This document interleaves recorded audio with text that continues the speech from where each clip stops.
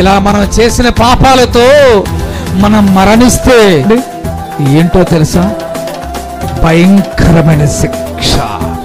మనిషికి 2 మరణాలు ఉన్నాయి. ఒకటి భౌతిక మరణం, ఈ శరీరం నుంచి ఆత్మ వెళ్ళిపోయే మరణం.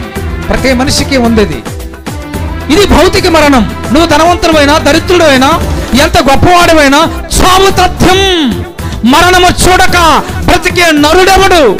నువ్వు కండలు తిరిగిన వస్తాదువైనా, ఎంత మాటకారమైనా, డాక్టర్ అయినా, యాక్టర్ అయినా, ఇంజనీర్ అయినా, ఎంత గొప్ప రాజకీయ వ్యాప్తమైనా చావు తప్పదు. 3 వేల ముచ్చట కోసం కక్కుర్తిపడి ఎన్నో పాపాలు చేసి పాపాన్ని మూట కొట్టుకొని చివరికి నీ పాపాల్లో మృతి చెందితే నీ ఆత్మ అనంతకాలపు శిక్ష.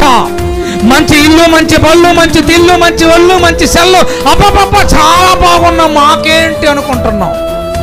కన్ను మూసిన మరుక్షణమే నీ ఆత్మ పాతాళానికి చేరిపోతే తీరనే బాధండి. ఈ భూమిని విడిచిపెట్టక ముప్పే ఈ యొక్క ఆలోచన నీకు రావాలి.